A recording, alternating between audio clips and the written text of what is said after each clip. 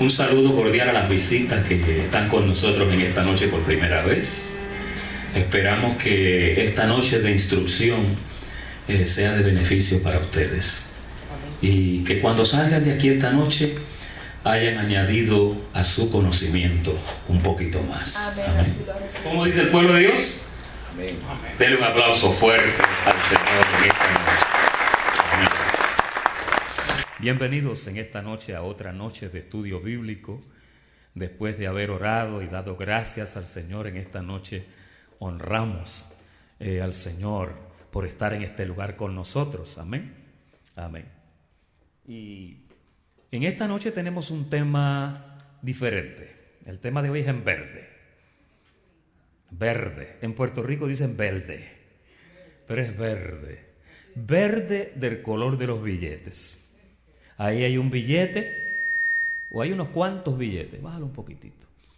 Hay un carro, hay una tremenda casa, y ahí está el ancianito del monopolio, el viejito del monopolio, que representa el banco, el banquero ahí con muchos billetes detrás de él. El tema de esta noche es el creyente y las finanzas. Cuando se habla de finanzas, se está hablando de administración, se está hablando de conocimiento y administración monetaria. Nosotros hemos instruido en lecciones pasadas que nosotros trabajamos en el trabajo del Señor, y todo creyente que está presente en el reino se le requiere y se espera que trabaje en lo que es su santificación, ¿verdad?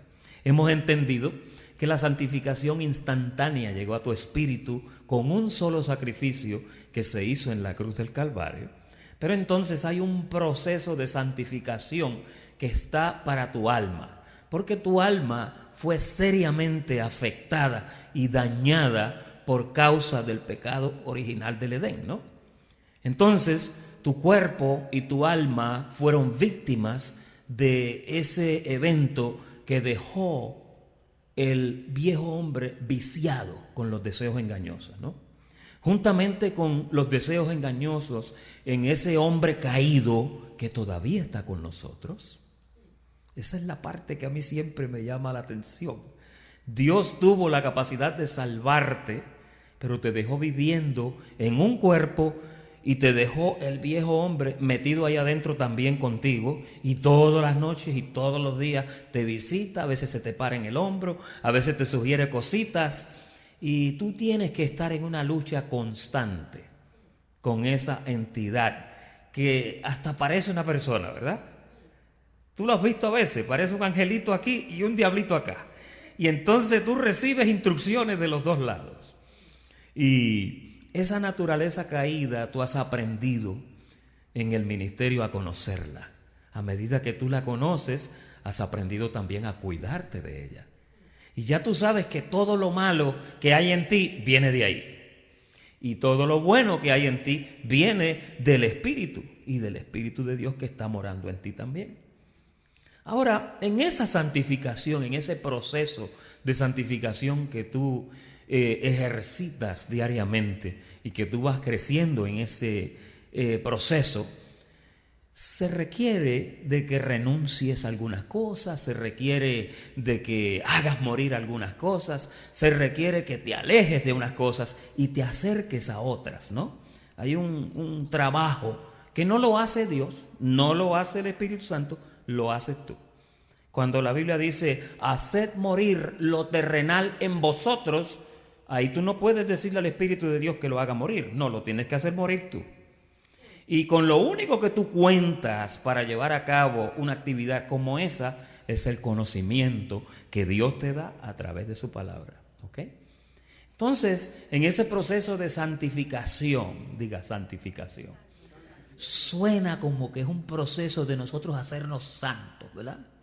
Pero la palabra santificación lo que significa es separar o apartar. Santo significa separado. Porque a veces cuando se habla de santificación o se habla de santo, pensamos en un angelito con una aureola blanquita. que hace así y que no rompe un plato. Pero no es así. Tú sabes que a veces nosotros hemos echado a perder la vajilla completa. Quizás a veces en alguna ocasión en tu vida tú has sido como un toro en una vidriera con los cuernos bien largos. Tú sabes que los toros entran a las vidrieras y acaban con las vidrieras.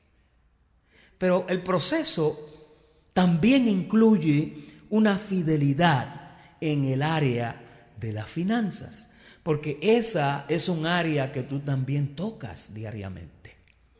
Y al igual que tu proceder, al igual que tu personalidad, al igual que tú corriges las fallas de carácter y todas esas cosas, pues las finanzas también son un área donde tú tienes que ser hallado fiel. Tú tienes que ser hallado responsable. Tú tienes que ser hallado prudente. Si tú no eres prudente en tus finanzas, te va a visitar el diablo de la destrucción. Fíjate, y tú sabes que nosotros creemos que el diablo fue destruido, como dice la palabra del Señor, pero quedan por ahí los malos hábitos. Y con los malos hábitos es suficiente, no hace falta que el diablo esté presente. Por esa razón, tú tienes que ser fiel en tus finanzas. Y el creyente y sus finanzas, que es la temática de hoy, va a hacer un enfoque precisamente en esa fidelidad a las finanzas. ¿Ok? Cuando una persona es irresponsable en el área de las finanzas, si esa persona es un padre o es una madre, los que sufren las consecuencias de un acto irresponsable van a ser las personas que están debajo de ese techo del cual ese padre o esa madre es responsable, ¿no?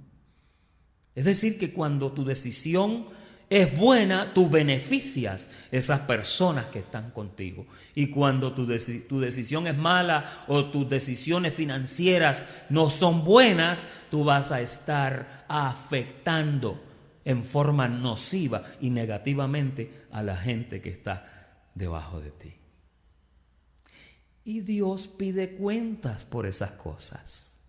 Yo pensaba que Dios no se metía en el asunto de qué yo hago con mi dinero, pero entonces ahora me he dado cuenta que no es así.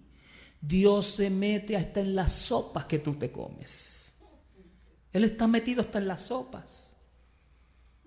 Dios quiere saber qué tú haces con tu tiempo, con tu vida, con tu cónyuge, con tu trabajo, con tus vecinos. Todo lo que tiene que ver contigo es asunto también de tu Dios. ¿Te has visto esos padres que son celosos con sus hijos y que están pendientes de todo lo que sus hijos hacen? Por ejemplo, vivimos en un tiempo donde tú no puedes dejar a tu muchacho con una computadora solo en un cuarto con la puerta cerrada. No puedes. Tú tienes que instalar un programita y velarlo de allá, y cada vez que entre a un website que no está bueno, ¡bum!, le sale una apariencia y dice, no puedes entrar ahí, papi dijo que no. Y tienes que velar. Entonces Dios también está pendiente de todo lo que nosotros hacemos. Y obviamente todo te es lícito, pero no todo te conviene. Todo te es lícito, ¿y qué dice la otra parte? Pero no te puedes dejar dominar de ninguna cosa que te pueda hacer daño. Pastor, ¿por qué este preámbulo? Porque vamos a hablar de las finanzas. Y las finanzas son muy importantes. Eso nos lleva en esta noche a las preguntas para reflexionar.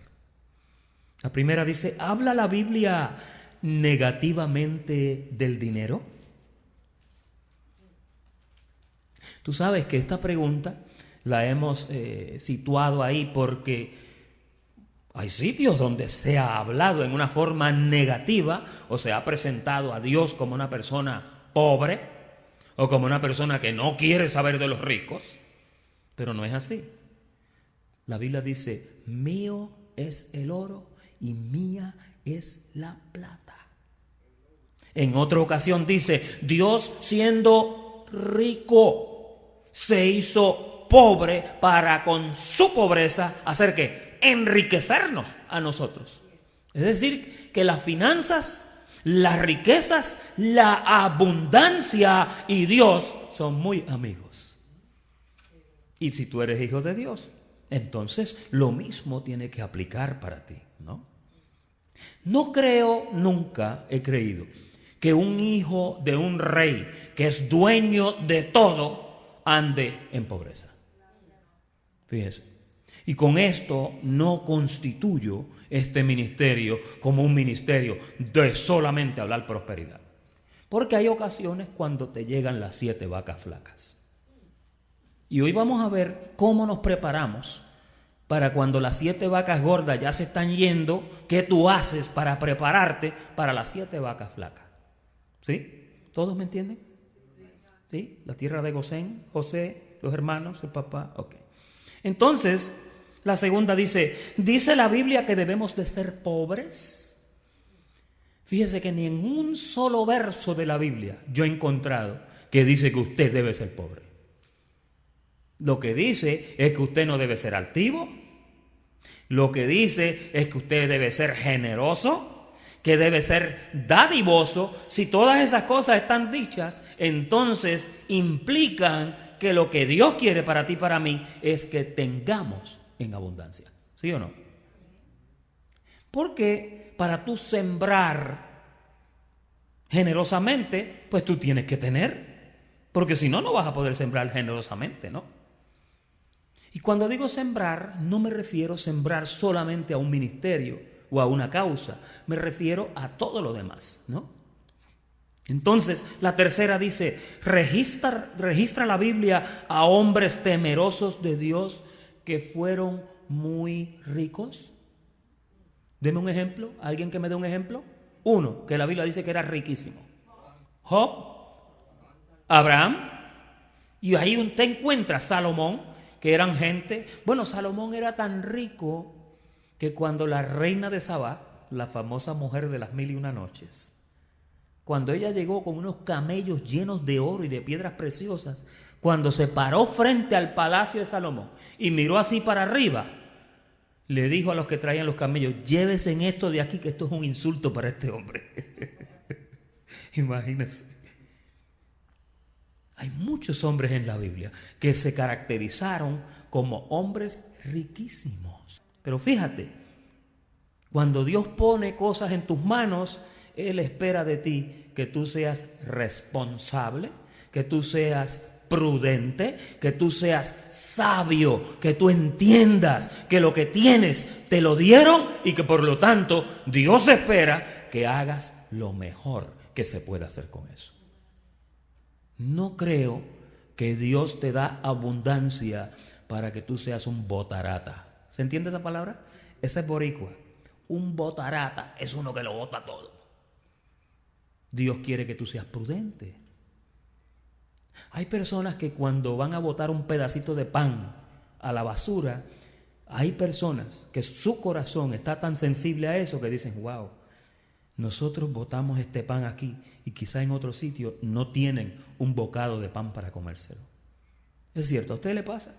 Hay veces que a mí me pasa, a veces hay demasiada mucha comida y a veces hay que botar comida y uno piensa y dice, como estuvimos aquí el domingo y vimos aquel video, el matre donde dormía aquella familia, un matre pero acabado completamente, y usted y yo durmiendo en esos beauty rest, queen size. Hay gente que está en una necesidad tremenda. Y entonces, si tú y yo no tenemos esa mente para saber que Dios te dio en abundancia para que disfrutes, entonces como que la mente del Señor no está en ti. Tú tienes que pensar así. Amén. La última dice, recalca la palabra de Dios de cómo debemos ser con nuestras finanzas o bienes. No, pastor, la Biblia solamente habla de que Zaqueo se cayó del árbol y de que el otro... No, la Biblia te da muchísima instrucción acerca de cómo tú debes de actuar con tus finanzas. Amén. El creyente y la planificación es el primer renglón de esta noche. Y vamos a ir a Lucas 14:28, donde Jesús hablando dice, Porque ¿quién de vosotros, queriendo edificar una torre, no se sienta primero y hace qué? Y calcula los gastos. A ver si tiene lo que necesita, ¿para qué? Y ahí es que está el problema, para acabarla. Ahí es que está el problema, porque hay mucha gente que empieza a construirla, la están empezando, pero no hicieron un presupuesto correcto. Y entonces, yo me acuerdo cuando yo era muchacho en Puerto Rico, de eso hacen un montón de años. Y yo pasaba por unas calles así, y de momento yo veía que habían levantado 4 paredes en bloques. Los puertorriqueños, ¿se acuerdan? Y entonces yo veía los bloques con las varillitas. Pero entonces había un montón de hierba que ya le había crecido, porque el fulano que comenzó tuvo un tiempo para tirar el piso y algunas paredes y puntitas. De la forma que tú me estás mirando, parece que también ocurre allá en Nicaragua. ¿Sí? ¿Sí? Y en Costa Rica. Y entonces empezó, pero la obra se quedó a mitad porque no hubo una planificación. Diga planificación. Planificación es un proceso donde primero nos sentamos y hacemos un cálculo de qué vamos a hacer, cuánto vale lo que vamos a hacer y verificamos si tenemos lo que necesitamos para entonces hacer eso. Y la Biblia es específica. Mira lo que dice acerca de cuando no se hacen estas cosas. Dice: no sea que después que haya puesto el cimiento y no pueda acabarla, todos los que lo vean comiencen ¿a qué? A hacer burla de él, diciendo: este hombre comenzó a edificar, pero no pudo acabar. Y nosotros somos expertos comenzando a hacer un montón de cosas. Estamos en enero y hoy es enero 15 y posiblemente 15 días atrás nos sentamos con la libreta y dijimos: este es el 2015, aquí están mis resoluciones para el año nuevo. Todos los años hacemos eso. Y entonces ahí siempre la número 1 que aparece es: voy a bajar X cantidad de libras. La segunda: voy a pagar la tarjeta tal.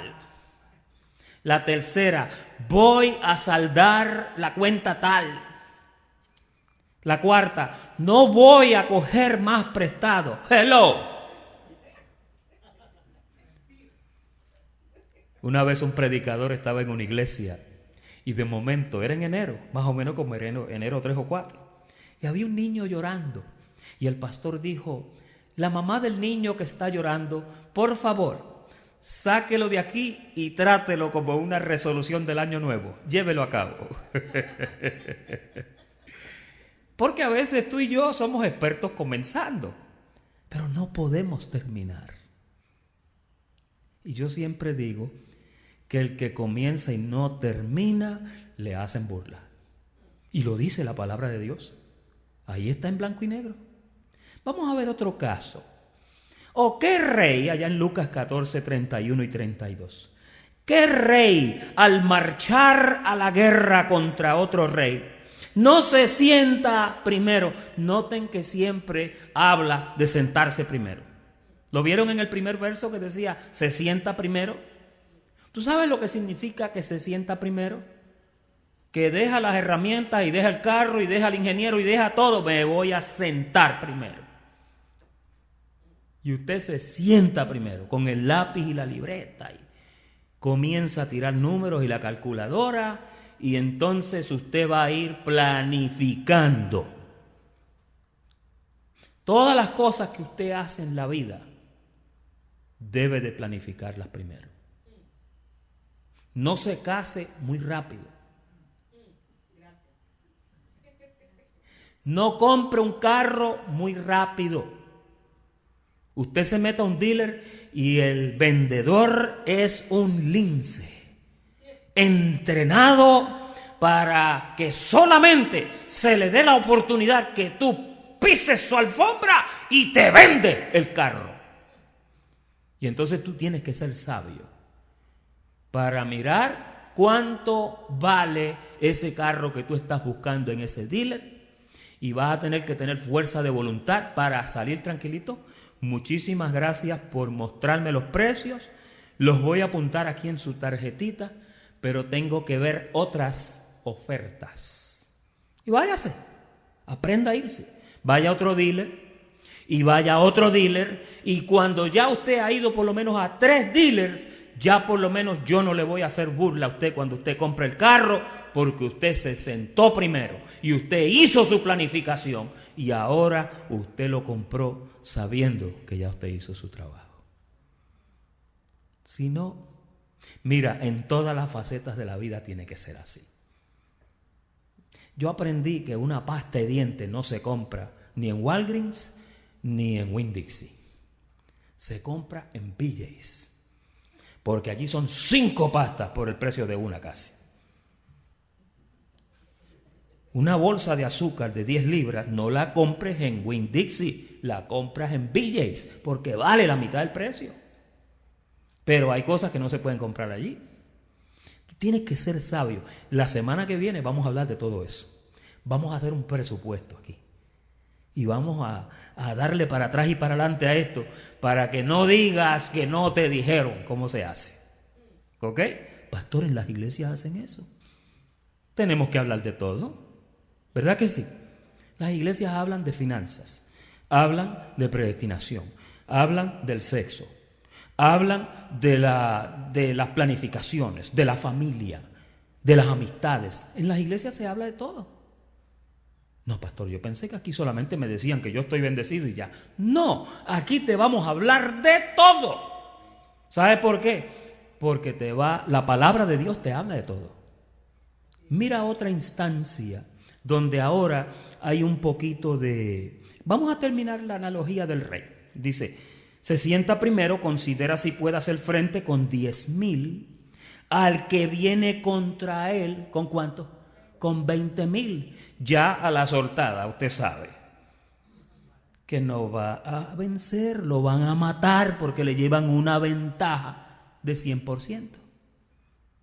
Entonces, dice ahí, y si no puede, cuando el otro está todavía lejos, le envía una embajada y le pide condiciones de paz. En el caso del crédito, tú envías una carta y le dices, hazme un plan de pago, ¿verdad? Porque no estamos hablando aquí de guerra de... ¿Tú sabías que tú estás en guerra con tu banco? Y tu banco está en guerra contigo.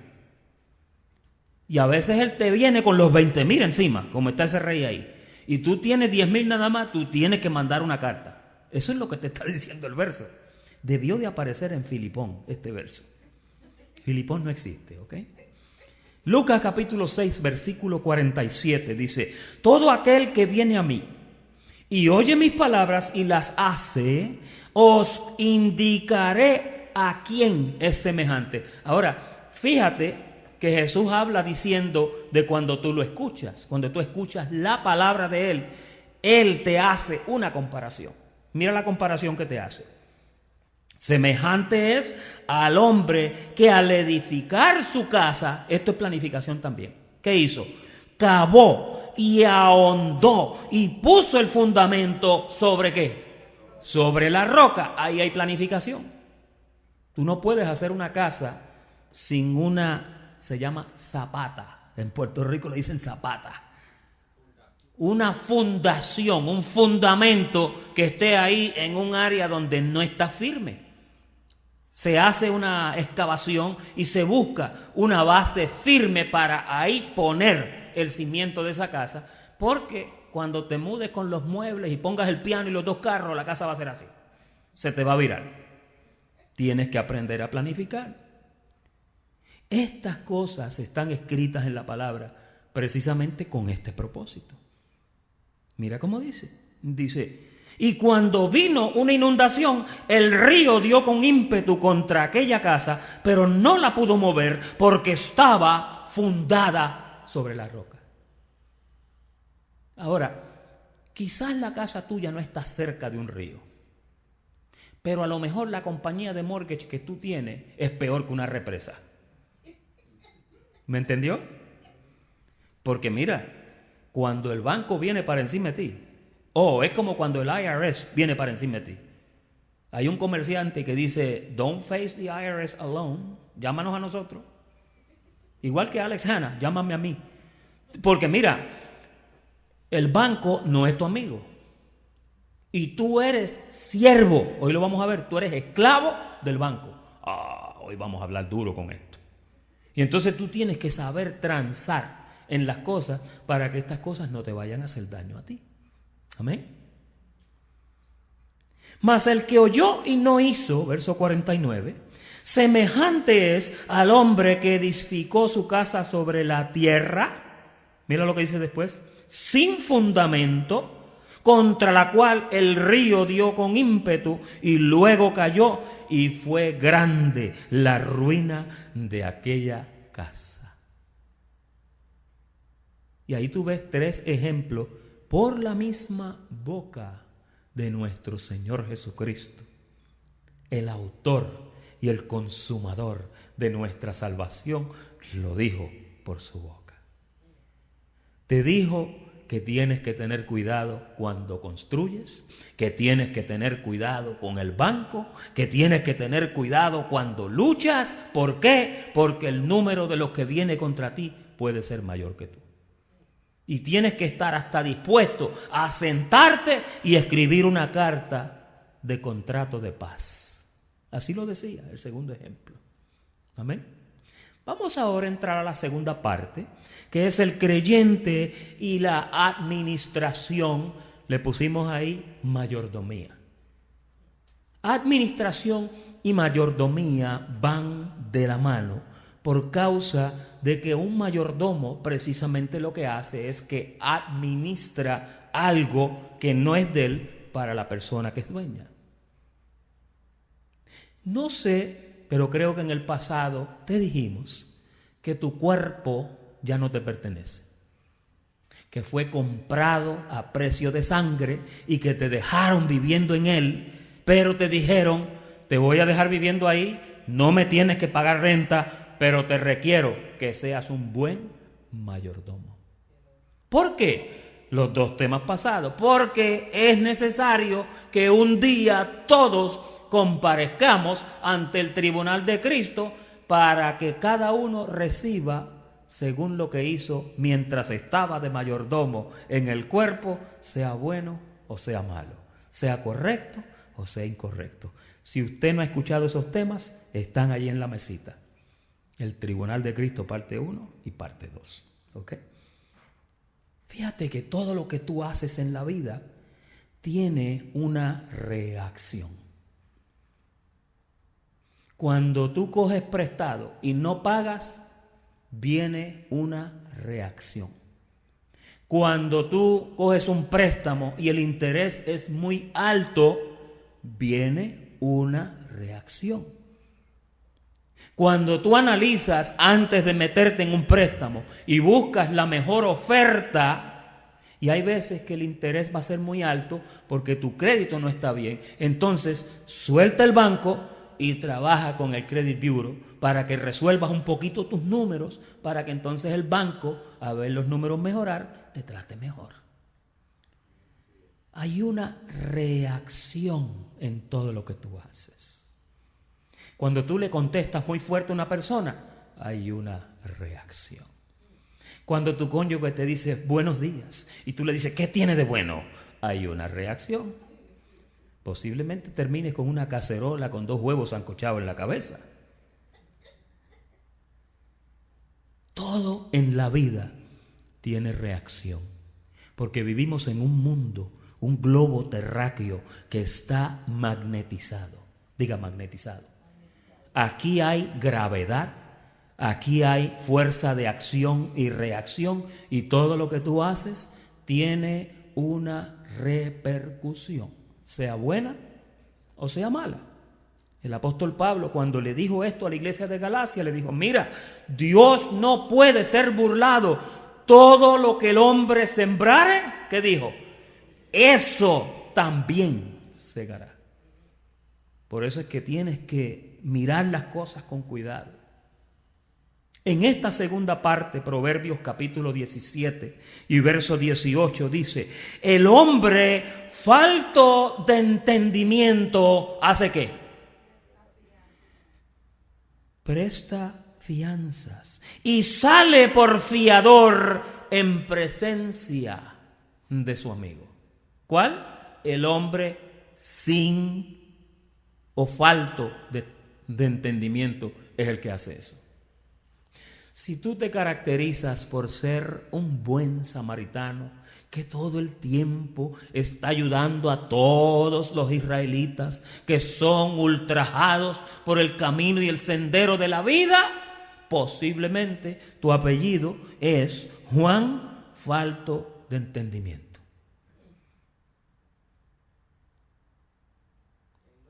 Tú sabes que Salomón era multimillonario en los números que corresponden a lo de hoy.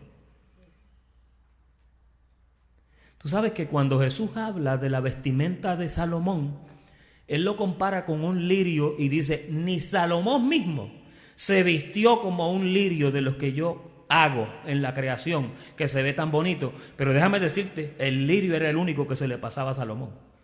El hombre vestía de brocado. Brocado es tela con hilo entretejido en oro y plata. Una túnica de Salomón te tiene a ti con 2 carros, 2 casas, retirado de por vida, una túnica de él. Imagínate tú. Entonces, él por su boca, conociendo finanzas, siendo rico, siendo sabio, porque Salomón era sabio primero y después fue rico. ¿Cuántos sabían eso? David no era multimillonario, David tenía su billete, pero Salomón fue su sabiduría la que lo montó en la grandeza, porque era un buen administrador. Mira cómo dice el próximo escrito, que es por él también, Proverbios 22:7.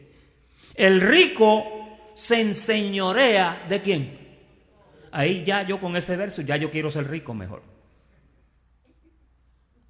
Tú sabes que cuando él dice que el rico se enseñorea del pobre, él no está diciendo que el rico abusa del pobre, pero el rico está sobre el pobre. Por el mundo es cuando tú tienes que recibir y recibir, porque no hiciste lo que tenías que hacer para tú poder dar en vez de recibir. ¿Qué dice la Biblia? Más bienaventurado es dar que recibir. Fíjate. Hay más bienaventuranza en el que da que en el que recibe. Ahora aquí él dice: el rico se enseñorea de los pobres y el que toma prestado es ¿qué? Hay una versión que dice esclavo, es esclavo o siervo del que le presta. Por eso cuando tú miras tu casa con el mortgage de 30 años, oye Andy, hoy estoy hablando mucho de mortgage, de lo que a ti te gusta. Espero que todo lo que se diga esté correcto y si no, nos corriges. El rico se enseñorea de los pobres y el que toma prestado es siervo del que presta. Tu casa, cuando está financiada a un préstamo de 30 años, tu banco te va a cobrar 3 veces lo que vale tu casa y te tiene 30 años tú pagándole lo que tú le debes a él primero y en los últimos 10 años amortiza a favor de lo que es tuyo. Los últimos $33,000, por usar un ejemplo, de los 100,000 que pagaste por la casa, se pagan en los últimos 10 años de tus 30 años de mortgage. Los primeros 20, tú le sirves al banco y le sirves, y le sirves, y le sirves, y le sigues sirviendo. Yo te digo esto para que te canses de pagar. El que paga renta le paga al dueño. El que está pagando renta está enriqueciendo al que le alquila. Porque el alquiler no es la mejor opción. Fíjate, esto no parece ni Biblia, ¿verdad? Vamos a entrar a la palabra. Proverbios capítulo 6, versículo 6, son bromas. Ve a la hormiga, le dice, oh perezoso, mira sus caminos y sé sabio. Ahora está hablando diciéndole a un hombre con un cerebro, con 2 piernas, con 2 manos, con unas capacidades que son conforme al diseño de lo que Dios hizo, que se fije en un insectito que casi no se ve. Salomón hablando. El hombre multibillonario, por eso hay que escucharlo. Fíjate en la hormiga, dice. ¿Cuántos aquí han visto las hormigas? Tú tiras un poquitito así de cualquier cosita dulce. Si es por la noche, ven por la mañana para que tú veas la convención que tienen alrededor de ese poquito de dulce que tú dejaste. Y tienen una inteligencia que cuando la hormiga encuentra algo, tú miras la caravana de las hormigas siguiendo la misma ruta que siguió la primera hormiga, que ella venía soltando una encina, diga encina. Y esa encina tiene un mensaje: síganme que hay comida. Eso es lo que huelen en la encina. Mira, sigue que hay, encontré algo bueno. Y todas van por la misma curvita. La hormiga no se mueve en una línea derecha. Es que así, haciendo así. Y cuando tú vienes a ver, tremenda convención anual alrededor de un pedacito de pie o de algo que tú dejaste. Yo me imagino que Salomón se sentó muchísimas veces solamente a observar. Yo las observo antes de matarlas, de echarle spray. Y él aprendió tanto de los animales. Usted lee los proverbios y usted encuentra una infinidad de ejemplos acerca de la sabiduría que este hombre tenía con solamente mirar la creación alrededor de él.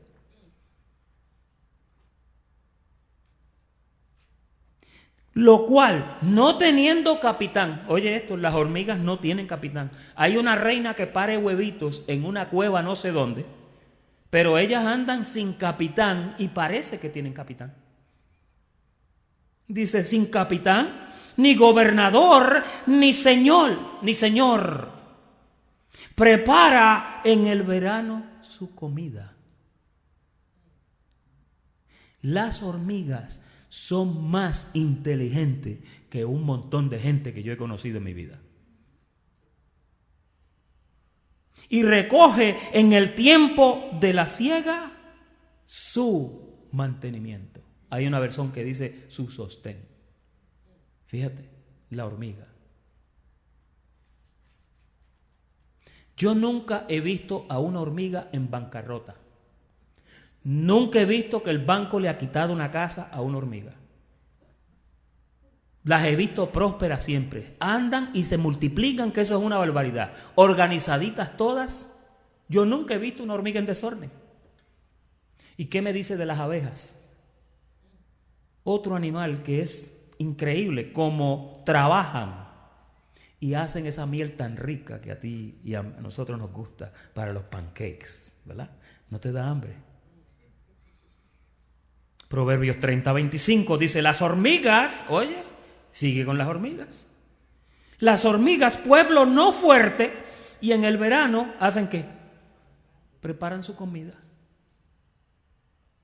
Fíjate que la planificación que debe de haber en ti y en mí es que nosotros debemos de pensar que si hay un invierno y hay un verano, el tiempo de trabajar es en el verano. Porque ¿quién va a trabajar en el invierno? Si tú tienes que forzarte inicialmente para después estar más cómodo, entonces eso es sabio.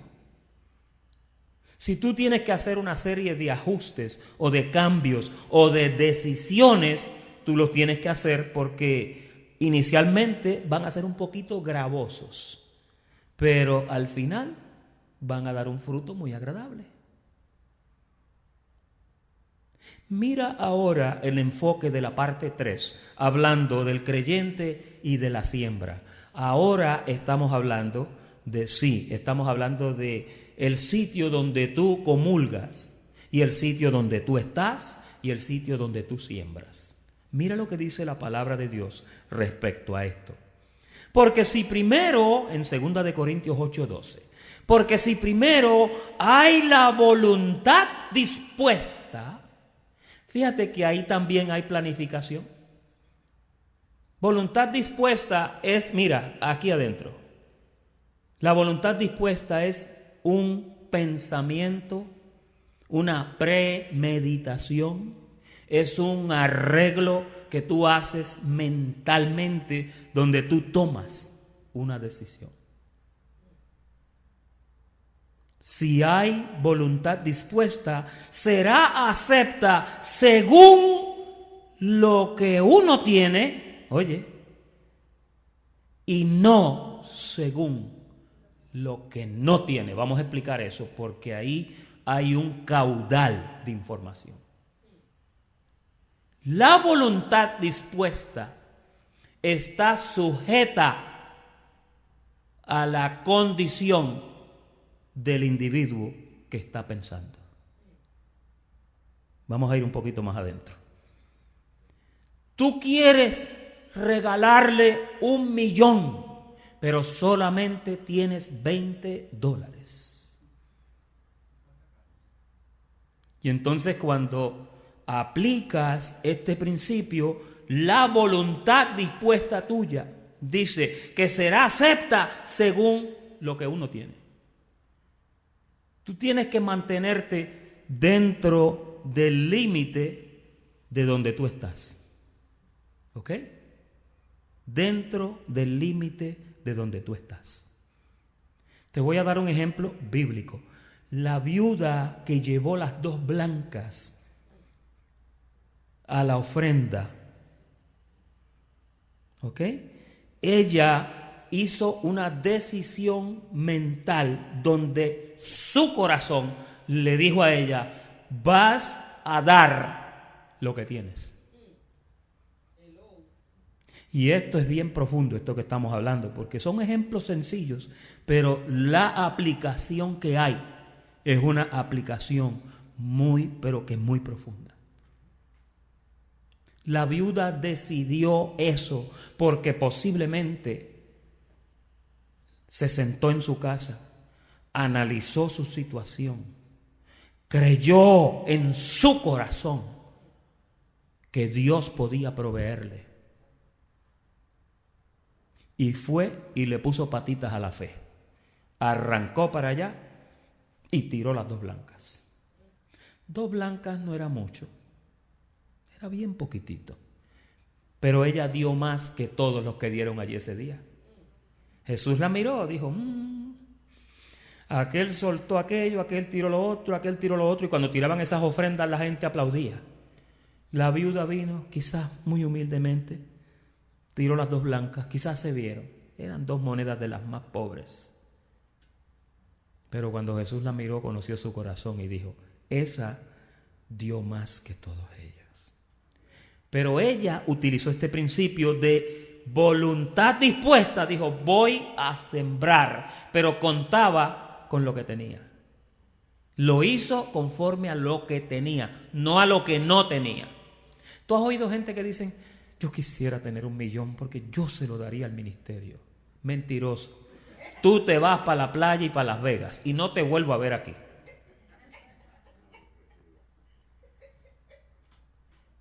Tú sabes, el domingo estábamos hablando de eso. El dinero cambia a la gente.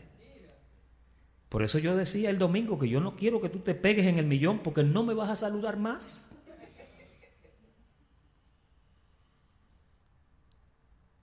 Ahora, vamos a ver otro verso que habla un poquito también de esto. Primera de Corintios, capítulo 16, versículo 2. Estamos hablando del creyente y la siembra, pero usted va a notar que en este renglón está presente el anterior, que es la planificación y la administración. Mire cómo dice: cada primer día de la semana, cada uno de vosotros ponga aparte todo. Fíjate que el apóstol Pablo conocía estos principios. Ponga aparte algo. Yo conozco gente que tienen unas alcancías que yo digo que son mágicas. Porque llegan y no sé cómo se las ingenian para que esa alcancía el día que tú necesitas algo, ¡pum!, abren la alcancía y ahí está todo lo que tú necesitas. Hay gente que son buenos con los ahorros. Hay gente que usa sobrecitos. ¿Tú usas sobrecitos? Y ellos son fieles en meter ese billete en ese sobre, y ese billete es solamente para esto. No lo puede usar para aquello. Hay disciplina, diga disciplina. Cuando se trata de tu dinero que tú te ganas con el sudor de tu frente, tú tienes que emplear disciplina. Y disciplina es un dominio propio que te hace enseñorearte de tus finanzas. Hay gente que sus finanzas los llevan a ellos, pero se supone que tú lleves tus finanzas. Se supone que tú manejes tus finanzas. Se supone que tú gobiernes tus finanzas. ¿Amén? ¿No les gusta el tema? ¿Nos vamos? Según haya prosperado. Nota que cuando te dice pon algo aparte, según hayas prosperado, ¿qué hay ahí? Ahí hay el principio del verso anterior, conforme a lo que tienes, no a lo que no tienes. ¿Ok? Luego te dice, guardándolo en el sobre. ¿Ves? Te dije que es el sobre o el potecito o el puerquito. Hay gente que tiene un puerquito, piggy bank. Hay otros que usan una lata de Coca-Cola. Otros usan un saco. Otros lo meten dentro del matre. Ahí me da miedo porque si coge fuego el matre se te va el billete. Para que cuando yo llegue, dice Pablo, no se recojan entonces ofrendas.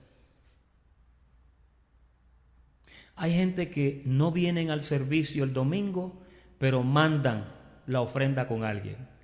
O el domingo que viene te dice, esta es la de la semana pasada y esta es la de esta semana.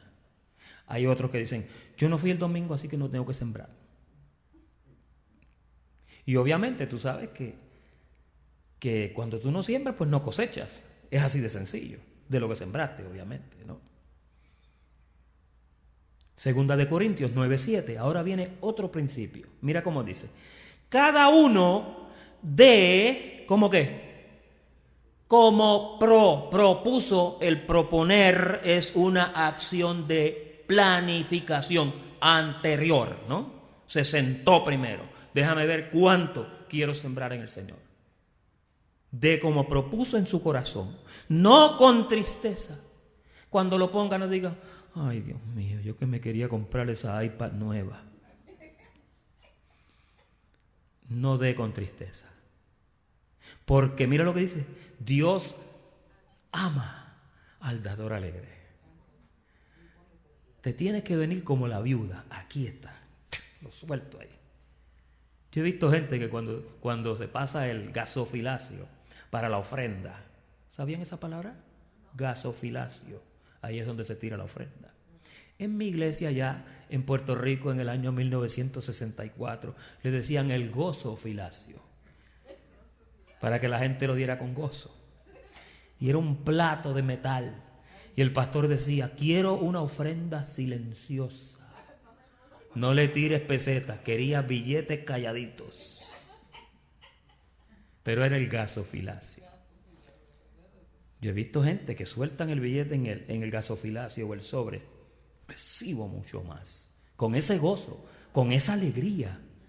Y mira, esas son la gente que prospera, ¿oíste? Hay otros que hacen. Si eso es por necesidad.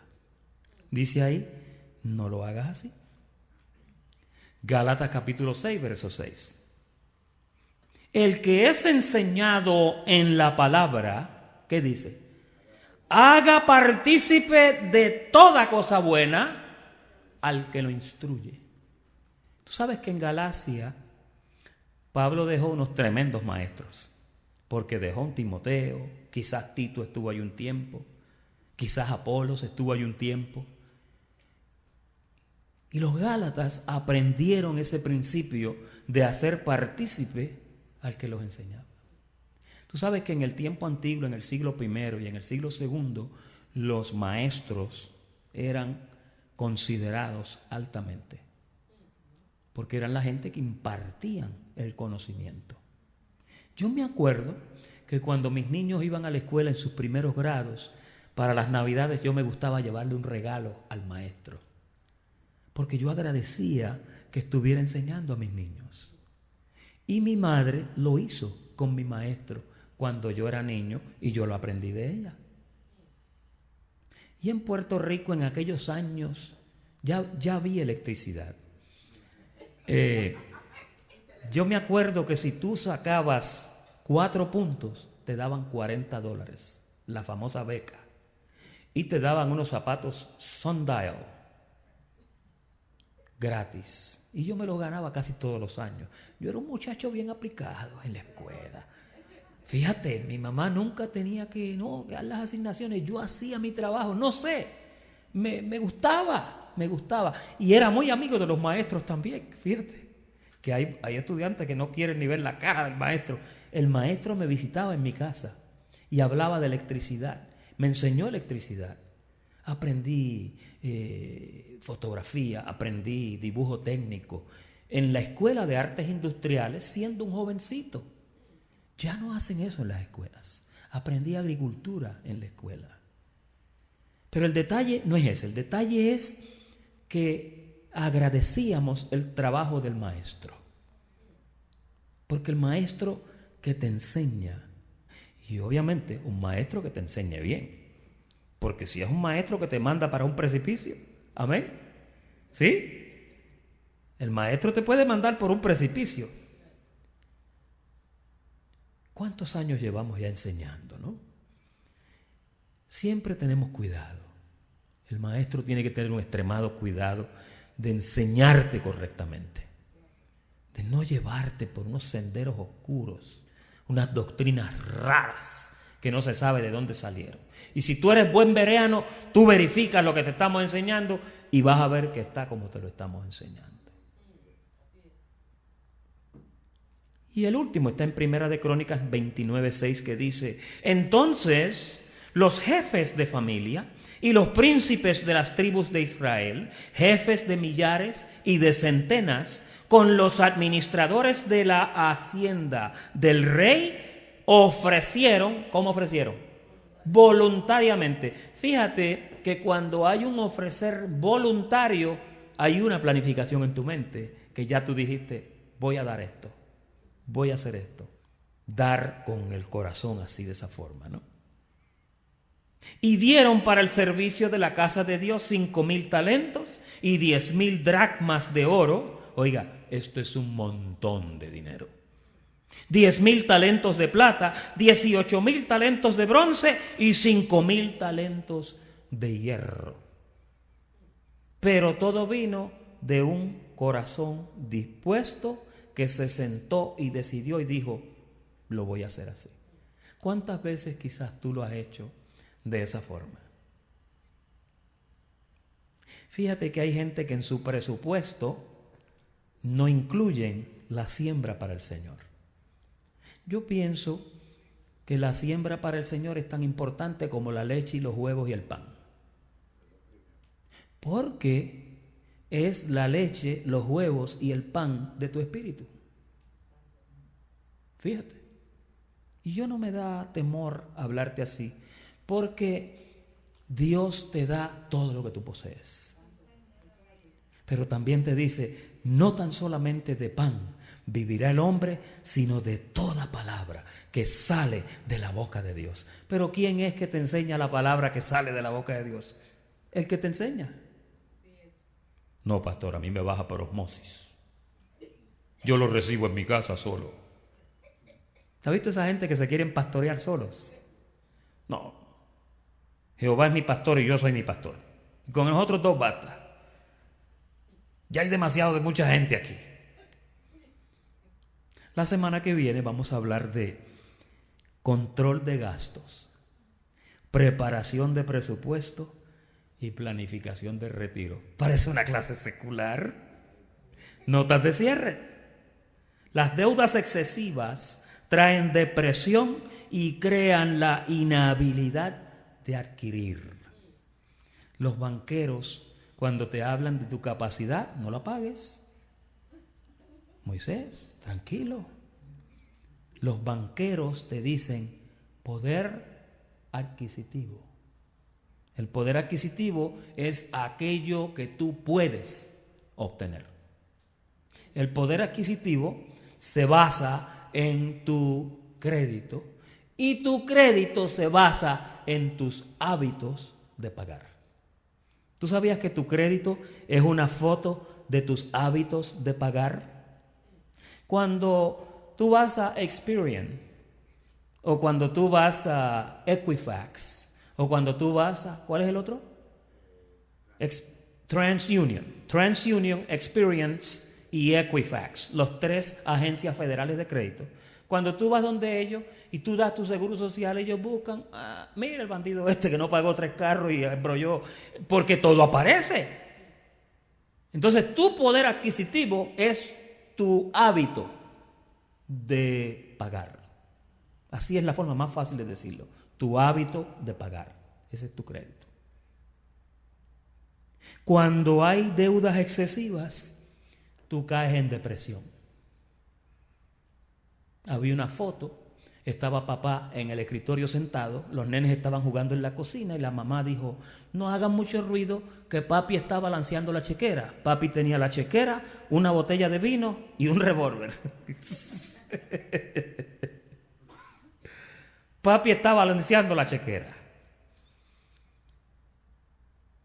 Mira lo que dice. La falta de planificación nos puede causar derrotas financieras. Hay veces que tú has trabajado duro para ese depósito, para esa casita. Y si haces una inversión con alguien que no sabe lo que está haciendo, o haces una inversión con una propiedad que no pagaste para que chequearan todo bien, vas a terminar comprando un elefante rosado, para no decir elefante blanco. Por eso hay que ser cuidadoso. Hay que ser cuidadoso. La palabra de Dios nos lo ha dicho en esta noche. Tenemos que ser sabios con las finanzas. Las muchas mensualidades debilitan nuestra entrada y afectan la reserva. ¿Tú sabes lo que son muchas mensualidades? Agarré tremendo madre. Son solamente $20 al mes. Sí, se lo añadiste también a los muebles que compraste, que son 30 al mes.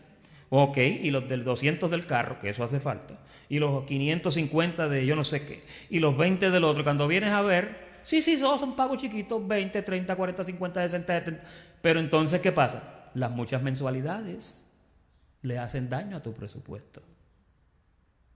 Porque mira, un bill de 100 es lo mismo que 5 billes de 20 cada uno, ¿sí o no? Y entonces a las mensualidades hay que velarlas. Por solamente $19.95, un precio módico. Y entonces ahí te agarran y ya te metieron $19.95 más. Y aquel con la otra labia te metió $39.95. El otro te clavó con $49.95. Y cuando vienes a ver, estás crucificado por las mensualidades. ¿Sí o no? Se debe hacer un presupuesto mensual y cubrir, oye bien, cubrir los esenciales primero. Pastor, ¿cuáles son los esenciales? ¿DirecTV y HBO? ¡No!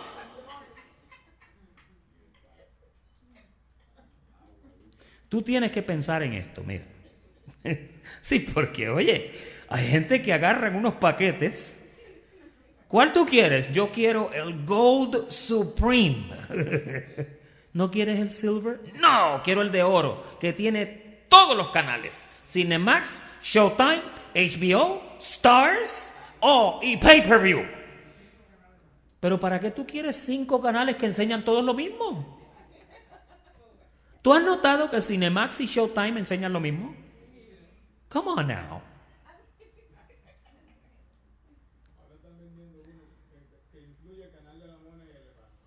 Imagínate tú. Entonces, los esenciales son tu mortgage o tu renta, que yo no quisiera que fuera tu renta. Los esenciales son tu comida, la de tus hijos. Los esenciales son tu electricidad, porque tú no puedes vivir en la oscuridad. El agua, la comidita, y después, let's talk about DirecTV, porque posiblemente es muy caro. Quizás lo que te hace falta es la antenita esa de $19.95 que coge todos los canales en alta definición, que está en el aire gratis. ¿Ok? Porque mira, en Puerto Rico dicen que tú estiras el pie hasta donde te alcanza la cobija. Si no, el pie se te sale de la cobija y te da frío. La semana que viene vamos a hablar más de esto. La semana que viene, oye, vamos a estar al rojo vivo con esto. No se sienta mal en hacerle recortes a su presupuesto. Córtele el DirecTV. Who cares? Y si te tienes que ir de AT&T para Metro, tranquilo. No, es que a mí me gusta AT&T. Porque yo quiero correr en 4G LTE.